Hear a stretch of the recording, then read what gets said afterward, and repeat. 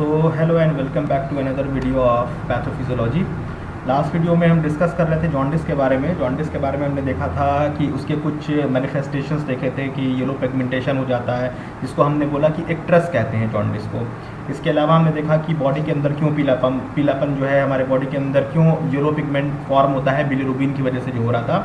अब हम लोग फर्दर जॉन्डिस के बारे में थोड़ा सा आगे, जैसे हमने देखा था कि जो बिलिरुबिन होता है, जो बिलिरुबिन पिगमेंट है, उसके जो मेटाबॉलिज्म होता है वो बेसिकली 4 स्टेप में हो रहा था। जिसमें 4 स्टेप में कौन कौन सा था? एक था आपका सोर्स, ठीक, फिर ट्रांसपोर्ट था, हिपैटिक फेज था और उसके बाद इंटेस्टाइनल फेज था। जिसमें से हमको लगता है कि सोर्स के बारे में हमने डिस्कस कर लिया था। अब नेक्स्ट जो आता है वो आता है आपका ट्रांसपोर्ट। तो अब हम आगे देखते हैं इसके अंदर कि जो सेकेंड जो फेज था ट्रांसपोर्टेशन, वो कैसे होता है। तो हम ट्रांसपोर्टेशन के बारे में देखते हैं, ठीक है।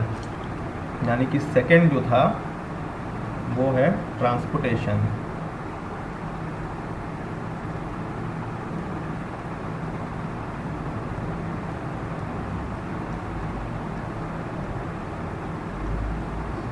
सेकंड है हमारा ट्रांसपोर्टेशन। ट्रांसपोर्टेशन हमको देखना है कि ट्रांसपोर्टेशन जो है वो होता कैसे है।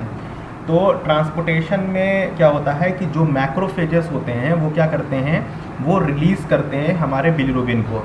फाइनली जो मैक्रोफेजेस होते हैं, एक सेकेंड,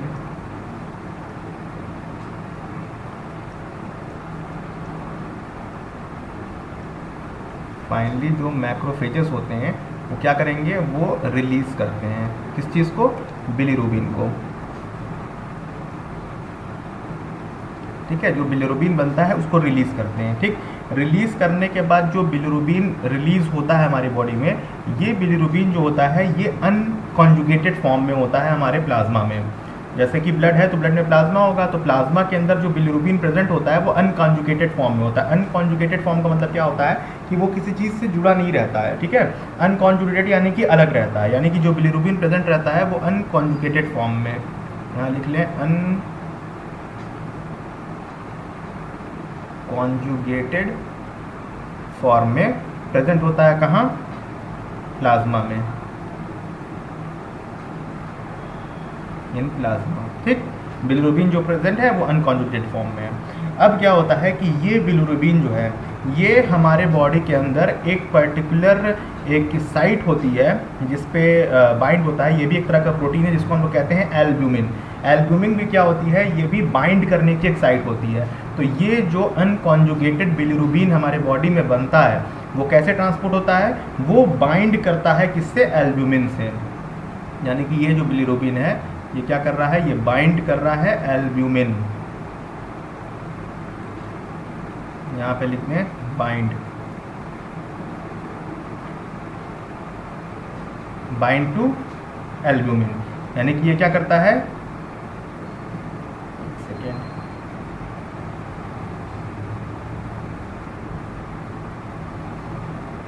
ठीक है। ये क्या करेगा, ये बिलिरुबिन के एल्ब्यूमिन पे जाकर क्या करेगा, ये बाइंड कर जाएगा, ठीक है। बाइंड कर जाएगा और बाइंड करके ये क्या हो जाता है, ये ट्रांसपोर्ट कर जाता है, ट्रांसपोर्ट हो जाता है बॉडी के अंदर। और ट्रांसपोर्ट होने के बाद फिर क्या करेगा, ये बॉडी के अंदर अपना काम वगैरह जो है वो करता है। तो ये हो गया ट्रांसपोर्टेशन बिलिरुबिन का। नेक्स्ट आता है आपका, जो नेक्स्ट आता है वो आता है आपका हिपैटिक फेज। कि हिपैटिक फेज जो है वो कैसे होता है।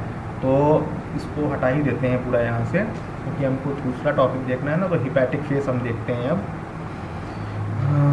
ठीक है। जो थर्ड है वो है हिपैटिक फेज।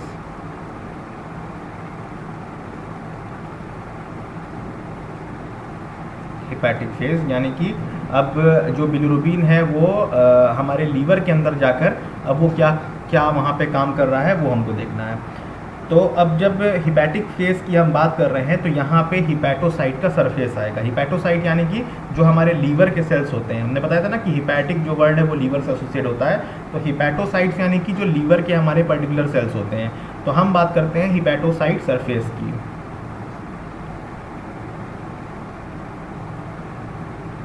हिपैटोसाइट सरफेस की बात करते हैं हम, ठीक है। तो जो हमारे जो लीवर सेल्स हैं यानी कि जो हमारे हिपैटोसाइट हैं उनके सरफेस पे क्या होता है, सबसे पहले अनकॉन्जुगेटेड बिलिरुबिन जो है वो आता है पहले, ठीक है, अनकॉन्जुगेटेड बिलिरुबिन यहाँ पे आता है, ठीक है, आ गया। आने के बाद क्या होता है कि अब ये बिलिरुबिन जो है ये मेटाबॉलाइज करता है लीवर में, यानी कि यहाँ लिख सकते हैं मेटाबॉलिज्म इन लीवर।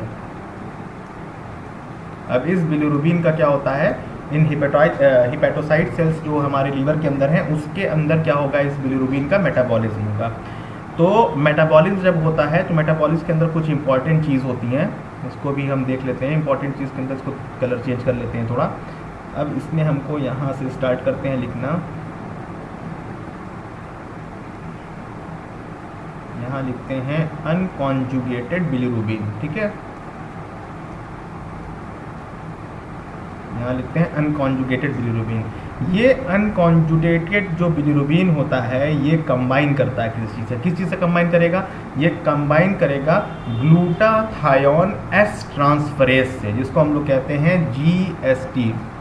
ये टैक्स वाला GST नहीं है, ये टैक्स वाला GST नहीं है, इसका फुल फॉर्म है ग्लूटाथायोन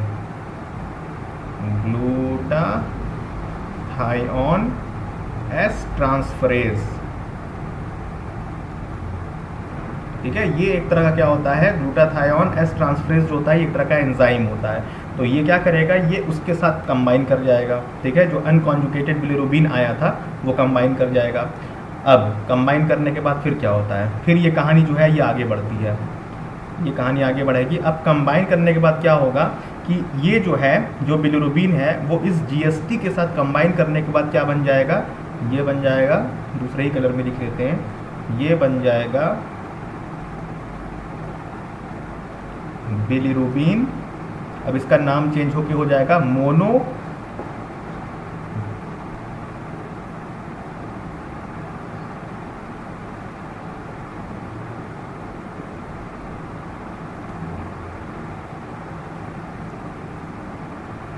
इसका नाम चेंज होके हो जाता है बिलिरुबिन मोनोग्लूक्रोमाइड, ठीक है। यानी कि जो अनकॉन्जुगेटेड बिलिरुबिन था ये क्या होता है, ये ग्लूटाथायोन एस ट्रांसफरेज के साथ कंबाइन करके बिलिरुबिन मोनोग्लूक्रोमाइड जो है इसका फॉर्मेशन कर लेता है, ठीक है, मोनोग्लूक्राइड का फॉर्मेशन कर लेता है, जिसको हम लोग बोलते हैं शॉर्ट फॉर्म में BMG, यानी बिलिरुबिन मोनोग्लूक्रोमाइड। और ये जो होता है ये पर्टिकुलर ये जो चेंज हुआ इसके अंदर ये किसी वजह से भी होता है, वो चेंज जो हो रहा है किस वजह से हो रहा है उसका भी नाम लिख लेते हैं। तो यहाँ पे एक चीज़ काम करती है, यहाँ पे एक चीज़ काम करती है, हमने जगह नहीं छोड़ा यहाँ पे, तो इसको थोड़ा सा यहाँ से इंक्रीज करके इधर लिख देते हैं। यहाँ पे एक चीज़ काम करती है जिसकी वजह से ये कन्वर्जन होता है, इसको हम लोग कहते हैं बिलिरुबिन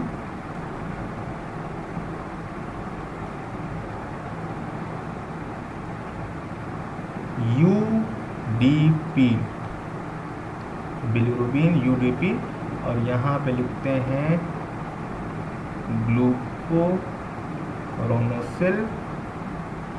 ग्लूकोरोनोसिल ट्रांसफरेज।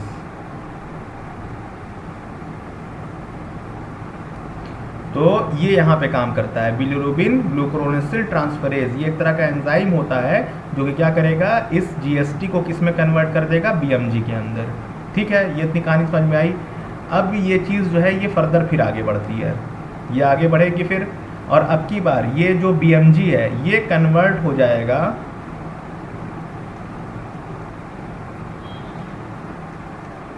बिलिरुबिन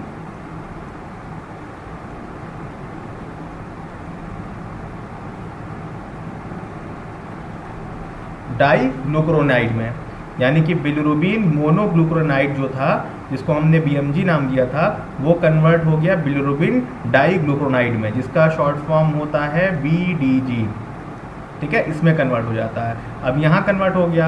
अब कन्वर्ट होने के बाद क्या होता है कि ये BMG और ये BDG जो है ये क्या करते हैं, ये आपस में कॉन्जुगेट फॉर्म कर लेते हैं, यानी कि इनके बीच में क्या होता है, इस तरह से एक लिंक बन जाता है, ये क्या हो गया, ये कॉन्जुगेट हो गया। पहले हमने बताया था कि अनकॉन्जुगेटेड था, यहाँ तक हम अनकॉन्जुगेट था, फिर यहाँ पे आया, यहाँ पे भी अनकॉन्जुगेटेड था, लेकिन अब ये BMG और BDG जो है ये आपस में क्या करते हैं, कॉन्जुगेशन बना देते हैं, कॉन्जुगेशन बना लेते हैं। अब ये कॉन्जुगेटेड हो गए, यानी कि यहाँ हम लिख देते हैं कॉन्जुगेटेड, यानी कि अब क्या हो गए हैं, ये दोनों कॉन्जुगेटेड हो गए हैं, यानी कॉन्जुगेटेड यानी कि दोनों आपस में जुड़कर कॉन्जुगेट कर गए, कॉन्जुगेट कर गए।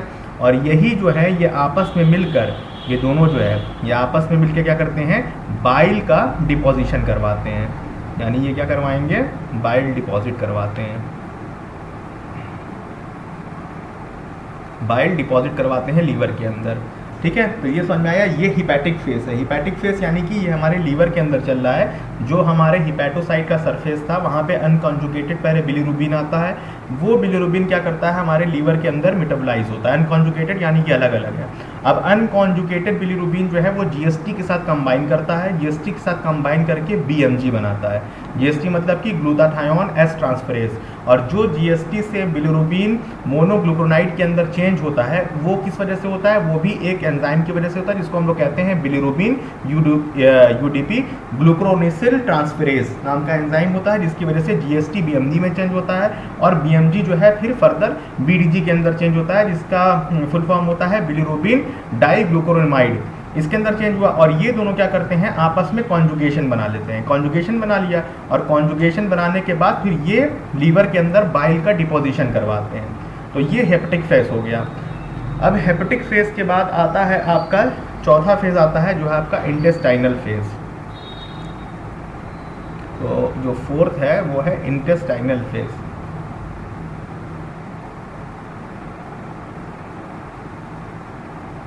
अब इंटेस्टाइनल फेज के बारे में देख लेते हैं, इंटेस्टाइनल फेज कैसे हो रहा है।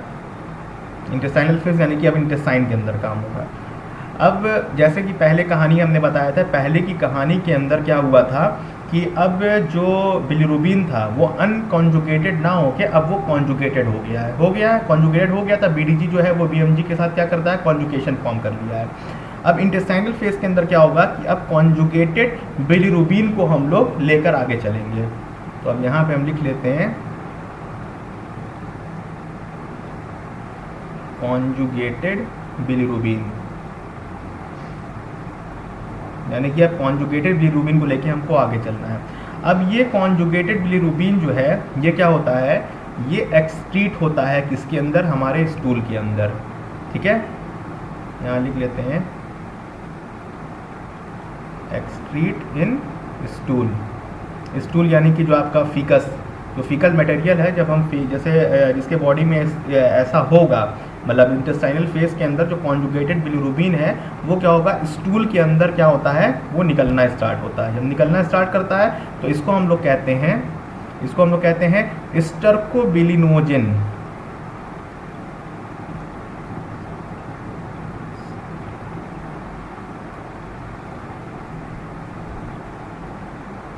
इसको कहते हैं हम लोग स्टर्कोबिलिनोजिन। ये जो निकलता है स्टूल में, ये स्टर्कोबिलिनोजिन के फॉर्म में निकलता है। और यही जो स्टर्कोबिलिनोजिन होता है ये क्या करता है कि ये हमारे स्टूल को येलो कलर जो है इम्पार्ट करता है। यहाँ पे इसमें लिख लें impart yellow colour to stool.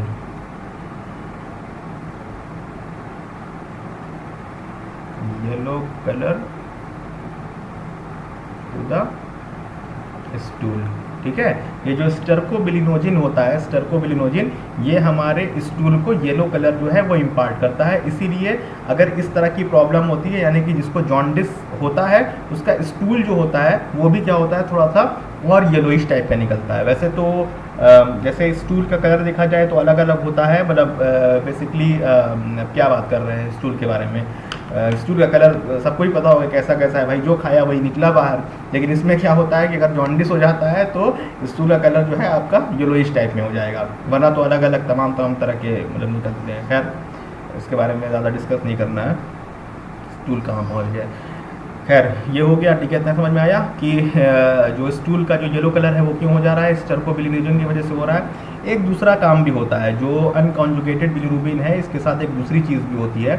दूसरी चीज़ ये होती है कि इसका मेटाबॉलिज्म होता है। ठीक है, तो यहाँ लिख लेते हैं हम, चलो मेटाबॉलिज्म, इसका मेटाबॉलिज्म भी होता है। तो मेटाबॉलिज्म जो होता है, तो मेटाबॉलिज्म जब होता है तो क्या फॉर्मेशन होता है, यूरोबिलिनोजिन का फॉर्मेशन होता है।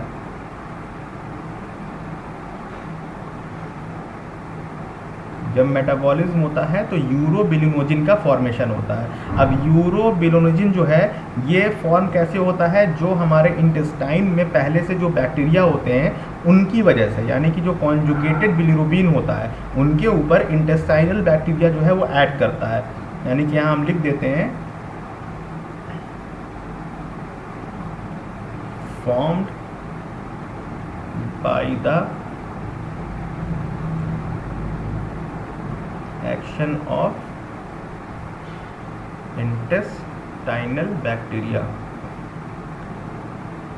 ठीक है, यानी कि जो हमारे इंटेस्टाइन के अंदर जो बैक्टीरिया होते हैं उनकी वजह से इस यूरोबिलिनोजिन का क्या होता है, फॉर्मेशन होता है। और ये बेसिकली क्या होता है, मेटाबलाइज करके जो बिलिरुबिन होता है जब वो मेटाबलाइज करता है तो यूरोबिलिनोजिन का क्या होता है, फॉर्मेशन होता है। अब ये जो यूरोबिलिनोजिन है ये क्या होता है, ये फर्दर क्या होगा, जो स्मॉल इंटेस्टाइन है वहाँ से रीएब्जॉर्ब होगा, यानी कि रीएब्जॉर्ब फ्रॉम स्मॉल इंटेस्टाइन।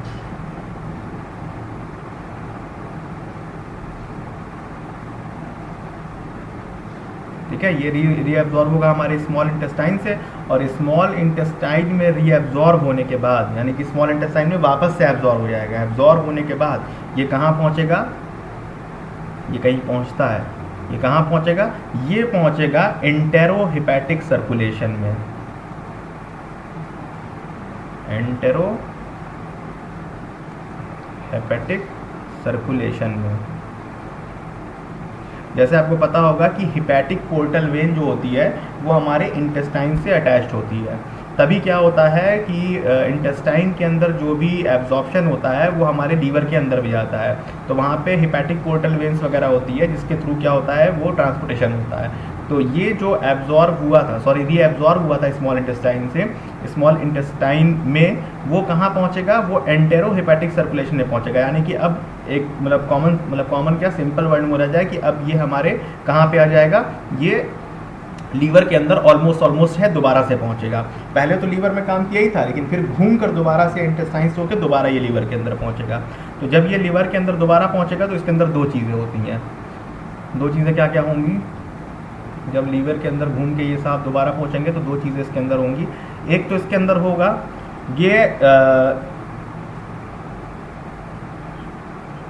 ये दोबारा से बाइल के फॉर्म में रीसिक्रीट कर जाएगा।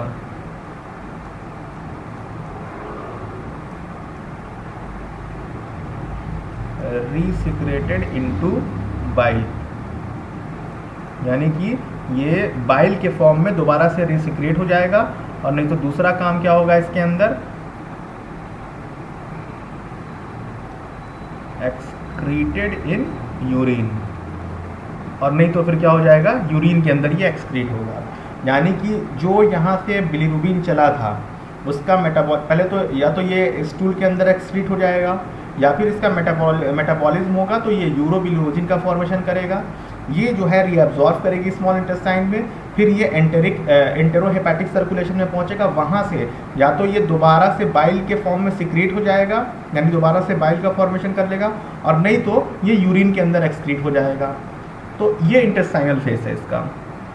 तो यानी कि बात ये हुई कि 4 फेज़ में हमने डिस्कस किया, तो ये आखिरी फेज़ था इंटेस्टाइनल फेज़। अब जैसे कि थोड़ा सा इसके अंदर हम डिस्कस करते हैं इसके क्लिनिकल फीचर्स के बारे में, जो जॉन्डिस का क्लिनिकल फीचर्स है उसके बारे में डिस्कस करते हैं। तो एक सेकेंड यहाँ पे लिख लेते हैं क्लिनिकल फीचर।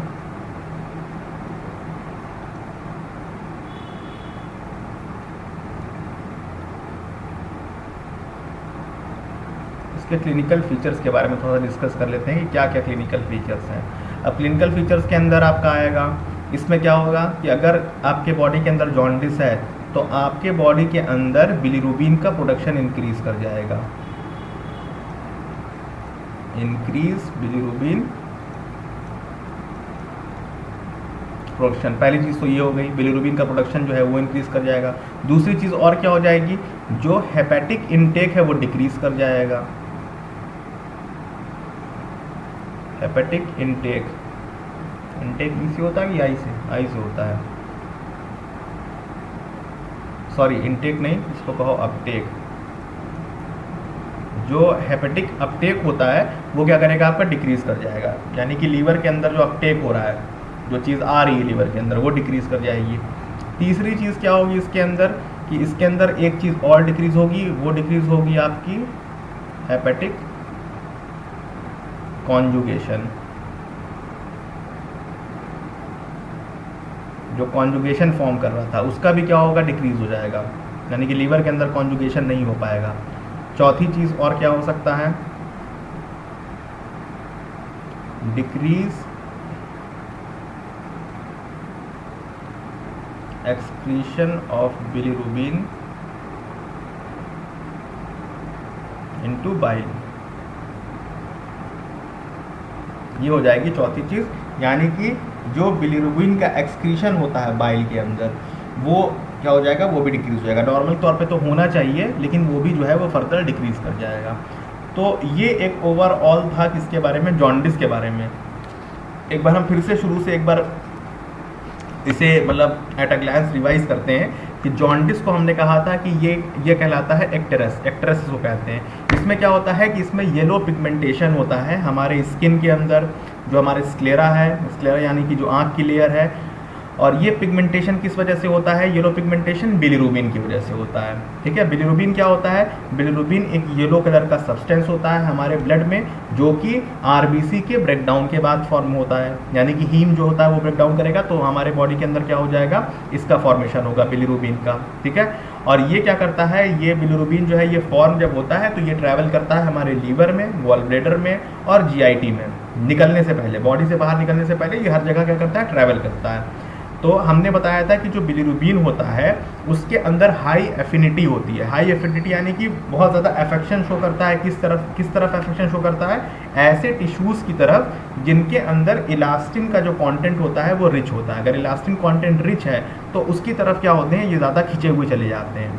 तो जिसकी वजह से अगर हमारे बॉडी के अंदर बिलिरुबिन का जो लेवल है वो इंक्रीज़ कर रहा है तो हम लोग कहते हैं क्या है, हाइपर बिलिरुबिनिया हो गया है। ठीक है, हाइपर बिलिरुबिनिया हो गया है, यानी कि हमारा जो बिलिरुबिन का कंसंट्रेशन है वो इंक्रीज़ कर गया है। नॉर्मल जो होता है वो 0.1 से लेकर आपका 1.3 mg पर डेसीलीटर होता है, और सीरम कंसंट्रेशन जो होता है अगर वो इंक्रीज़ कर जा रहा है 2 mg पर डेसीलीटर से ज़्यादा तो ये सीरम कंसंट्रेशन के अंदर इंक्रीज़ कर जा रहा है, नॉर्मल तो वो हो गया। और अगर लेटेंट जॉन्डिस के बारे में बात करते हैं कि अगर जॉन्डिस का जो इनिशियल फेज़ है वो हमारी बॉडी में हो रहा है तो लेटेंट जॉन्डिस में इसकी लेवल जो होती है वो नॉर्मल और 2 mg पर डेसीलीटर के बीच में हो जाती है, उसके बीच में रहेगा, मतलब नॉर्मल से 2 mg डेसीलीटर तक हमारे बॉडी के अंदर हो जाता है। अब हमने बताया था कि जो बिलिरुबिन का जो मेटाबॉलिज्म होता है, बिलिरुबिन का, उसके अंदर 4 स्टेप हमने बताए थे। इन 4 स्टेप को हमने तोड़ के डिस्कस किया है। पहला हमने बताया था इसका सोर्स, ठीक है, हमने सोर्स बताया था। दूसरा हमने बात किया ट्रांसपोर्ट के बारे में कि ट्रांसपोर्टेशन कैसे होता है। तीसरा हमने बात किया कि इसके अंदर हेपेटिक फेज कैसे होता है, यानी लीवर में क्या होता है। और चौथा हमने बात किया इंटेस्टाइनल फेज के बारे में, इंटेस्टाइनल फेज के बारे में हमने बात किया, इसके बारे में हमने सब पे डिटेल के बारे में डिस्कस किया हुआ है, तो वो भी हम देख लेते हैं। जैसे हमने बताया था सोर्स क्या होती है, तो सोर्स क्या होती है, हीमोग्लोबिन का ब्रेकडाउन। जब हीमोग्लोबिन का ब्रेकडाउन होता है यानी कि कैटाबॉलिज्म होता है तो आरबीसी से, इसमें 2 चीज़ होती है। जब हीमोग्लोबिन का ब्रेकडाउन होगा तो आरबीसी सेल्स का डिस्ट्रक्शन होता है 120 दिन के अंदर, और कहाँ होता है, आरईए सिस्टम में, जिसको हम लोग कहते हैं reticulo endothelial system, bone marrow spleen liver के अंदर। तो वहाँ पे होगा, वहाँ पे आपका जो हीम होता है वो कन्वर्ट हो जाता है किसके अंदर, वो कन्वर्ट हो जाता है बिलीवर्डिन के अंदर। पहले बिलीवर्डिन के अंदर कैसे कन्वर्ट होता है, हीम ऑक्सीजनेस की वजह से। हीम ऑक्सीजनेस यानी कि एक तरह का एंजाइम है जो हीमोग्लोबिन को बिलीवर्डिन के अंदर कन्वर्ट कर देता है, और यहाँ पे क्या काम करता है, यहाँ पे NADPH जो है वो काम करती है। NADPH का full form nicotinamide adenine dinucleotide phosphate, ये काम करता है, ये उसे कन्वर्ट कर देगा बिलीवर्डिन के अंदर। अब बिलीवर्डिन जो है वो फर्दर कन्वर्ट होता है किसके अंदर, अंदर, बिलिरुबिन के अंदर। अब बिलिरुबिन के अंदर जो कन्वर्ट होगा वो बिलिरुबिन रिडक्टेज नाम का एंजाइम होता है, इससे बिलिवर्डिन जो है ये बिलिरुबिन के अंदर कन्वर्ट हो जाएगा और फिर बिलिरुबिन जो है वो चला जाएगा हिपैटोसाइट में, यानी कि लीवर सेल्स के अंदर अनकॉन्जुगेटेड फॉर्म में। अनकॉन्जुगेटेड यानी कि अभी अलग हैं, अभी जुड़े नहीं है। एक तो ये हो जाएगा और एक केस रहता है आपका कि जो हमने बताया था कि जब आरबीसी सेल्स डिस्ट्रक्ट करते हैं तो करीब करीब 80 से 85% जो बिलिरुबिन है वो उस वाले फेज में चले जाते हैं, मतलब बिलिवर्डिन बना और लीवर वर हुआ, ये सारा हुआ, इस तरह कन्वर्ट होकर हिपैटोसाइट में। बाकी बचे जो 15-20% होते हैं वो नॉन हीमोग्लोबिन पिगमेंट, जैसे कि नॉन हीमोग्लोबिन पिगमेंट जैसे कि आपका मायोग्लोबिन हो गया, ठीक है, कैटलेस मायोग्लोबिन कैटलेस हो गया, या साइटोक्रोम्स के अंदर ये कन्वर्ट हो जाते हैं 15 से 20%। तो इस तरह से ये वो हो गया, इनका सोर्स हो गया। फिर हमने बात की थी ट्रांसपोर्ट के बारे में। ट्रांसपोर्ट में हमने बताया था कि जो मैक्रोफेजेस होते हैं वो क्या करते हैं, बिलिरुबिन को रिलीज करते हैं। तो अब यहाँ से जैसे हमने बताया कि यहाँ से बिलिरुबिन जो था, ये बिलिरुबिन जो था ये हिपैटोसाइट में जाएगा। अब वहाँ पे जो मैक्रोफेजेस रहते हैं वहाँ पे वो क्या करेंगे, वो बिलिरुबिन को वहाँ पे रिलीज कर देते हैं अनकॉन्जुगेटेड फॉर्म के अंदर। अनकॉन्जुगेटेड यानी कि कॉन्जुगेट नहीं किए थे। और ये बिलिरुबिन जो है ये एल्ब्यूमिन नाम का एक प्रोटीन होता है हमारे बॉडी में, उसके साथ जाकर वहाँ पे ये क्या करेंगे, बाइंड कर जाएंगे। ठीक, ये हो गया। बाइंड करने के बाद अब क्या होगा, अब हेपेटिक फेज जो है वो स्टार्ट होगा, क्योंकि अब लीवर में पहुंच गया है। तो हिपैटिक फेज की बात करते हैं तो हमारे लीवर के अंदर हिपैटोसाइट होते हैं। हिपैटोसाइट के अंदर अनकॉन्जुगेटेड बिलिरुबिन है। अब ये अनकॉन्जुगेटेड बिलिरुबिन जो है ये लीवर के अंदर क्या होता है, फर्दर मेटाबोलाइज करता है, यानी कि वही हिपैटिक फेज चल रहा है। अब इसमें अनकॉन्जुगेटेड बिलिरुबिन जो होता है वो जीएसटी के साथ कंबाइन करता है। जीएसटी के साथ कंबाइन करके वो कन्वर्ट होता है किसके अंदर, बीएमजी के अंदर। ठीक है, जीएसटी यानी कि ग्लूटाथायोन एस ट्रांसफरेज, उसमें कन्वर्ट होता है अनकॉन्जुगेटेड के साथ मिलकर। और उसके बाद बिलिरुबिन, यूडीपी और ग्लूकुरोनोसिल ट्रांसफरेज नाम का एंजाइम होता है जो जीएसटी को कन्वर्ट कर देता है बीएमजी में, जो कि आपका बिलिरुबिन मोनोग्लूकुरामाइड होता है, उसमें कन्वर्ट हुआ। अब जो मोनोग्लूकुरामाइड है वो कन्वर्ट हो जाता है बिलिरुबिन डाइग्लूकुरोनाइड के अंदर, जिसको हम लोग कहते हैं बीडीजी। तो यानी कि बीएमजी कन्वर्ट हुआ बीडीजी के अंदर। अब क्या होता है, बीएमजी और बीडीजी जो है वो आपस में क्या करते हैं, कॉन्जुगेट कर लेते हैं, कॉन्जुगेशन फॉर्म कर लेते हैं, यानी कि जुड़ जाते हैं। और जुड़ने के बाद क्या करेंगे, ये फिर बाइल का डिपोजिशन करते हैं बॉडी के अंदर, लीवर के अंदर। बॉडी लीवर एक ही चीज़ है, डिपोजिशन करते हैं। तो इस तरह से बाइल जो है हमारी बॉडी के अंदर डिपॉजिट होता है। उसके बाद आता है इंटेस्टाइनल फेज। अब क्या है कि अब जो बिलिरुबिन जो था वो क्या हो गया है, कॉन्जुगेट हो गया। कॉन्जुगेट यानी कि जुड़ गया है, यानी कि बीडीजी और जो बीएमजी है उसका कॉम्प्लेक्स बन गया है। अब ये क्या है कि ये हमारे स्टूल के अंदर एक्सक्रीट होते हैं इन द फॉर्म ऑफ स्टर्कोबिलिनोजिन के फॉर्म में। स्टर्कोबिलिनोजिन के फॉर्म में जब एक्सक्रीट होते हैं तो हमारा जो स्टूल है वो येलो कलर का आता है, उसके अंदर जो कलर रहता है वो येलो रंग का आएगा। ठीक है, या तो ये काम होगा और नहीं तो फिर ये मेटाबोलाइज करते हैं। ये मेटाबोलाइज करते हैं किस में कन्वर्ट होते हैं, मेटाबोलाइज होके यूरोबिलिनोजिन के अंदर ये कन्वर्ट हो जाते हैं। जो बताया था कि जो कॉन्जुगेटेड बिलिरुबिन होते हैं ये कन्वर्ट हो जाते हैं यूरोबिलिनोजिन के अंदर। और ये किसकी वजह से कन्वर्ट होते हैं, जो हमारे इंटेस्टाइन के अंदर तमाम तरह के बैक्टीरिया होते हैं उनकी वजह से ये कन्वर्ट होते हैं। और कन्वर्ट होने के बाद ये स्मॉल इंटेस्टाइन के अंदर दोबारा से रीएब्जॉर्ब होते हैं और फिर एंटेरोहेपेटिक सर्कुलेशन के अंदर पहुंचते हैं। एंटेरोहेपेटिक सर्कुलेशन के अंदर दोबारा से पहुंचते हैं हेपेटिक पोर्टल वेन्स के थ्रू, यानी इंटेस्टाइन से दोबारा लीवर के अंदर। वो या तो रीसिक्रेट होते हैं बाइल के फॉर्म में, रीसिक्रेट या तो हो जाएंगे बाइल के फॉर्म में, और नहीं तो फिर ये यूरिन के रास्ते जो होते हैं ये बाहर निकल जाते हैं। तो इस तरह से क्या होता है बॉडी के अंदर जब जॉन्डिस होता है तो ये सारे फेज जो है हमारे बॉडी के अंदर क्या करते हैं, चलते हैं। तो ये था जॉन्डिस के बारे में। तो बेसिकली जो वीडियो लेक्चर है हमने पहले बताया था कि बेसिकली 30 मिनट्स का वीडियो लेक्चर है। तो I am discussing about only the pathophysiology of the disease, not anything else, not aetiology, not manifestations, nor I am discussing about epidemiology, और ना ही हम इसके ट्रीटमेंट के बारे में डिस्कस कर रहे हैं। I am only and only discussing about pathophysiology because it is the main important thing what you have to know in this subject हम पैथोफिजियोलॉजी पढ़ें तो हमको पैथोई के बारे में जानना है, तो वही हम डिस्कस कर रहे हैं। बाकी की सारी इन्फॉर्मेशन जो हैं वो आपको स्लाइड्स के अंदर मिल जाएंगे। You will get into the slides when I will provide you the particular slides of different topics, then there you will get the exact and to the point information and other information also related to particular disease like sign and symptoms and etiology, epidemiology, clinical manifestations and treatment, diagnosis, ये सारी चीज़ें जो हैं ये सारी चीज़ें आपको वहाँ से मिल जाएंगी। लेकिन इसके अंदर आपको क्या करना है, इसमें आपको पैथोफिजियोलॉजी समझनी है कि बेसिकली हो कैसे रहा है। ठीक, तो इस तरह से हमारा जॉन्डिस खत्म होता है। नेक्स्ट हम लोग मूव करेंगे हमारे नेक्स्ट टॉपिक पे जो है हमारा हेपेटिक फेलियर। हेपेटिक फेलियर या फिर हेपेटिक फेल्योर कहते हैं। तो हेपेटिक फेल्योर या हेपेटिक फेलियर के बारे में we will discuss into our next video and another video. ठीक, तब तक के लिए keep revising and keep updating yourself according to the syllabus and according to your will power. और अच्छे से रहिए, सब लोग ठीक ठाक रहिए। ठीक है, अपना काम जो है करते रहिए।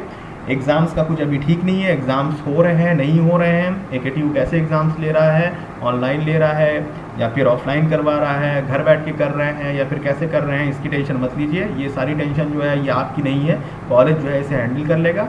बेसिकली आपको क्या करना है, आपको अपने सब्जेक्ट के ऊपर फोकस करना है क्योंकि ओवरऑल एग्ज़ाम आपको ही देना है। अगर एग्ज़ाम गड़बड़ होगा तो फिर आपका ही नुकसान होगा।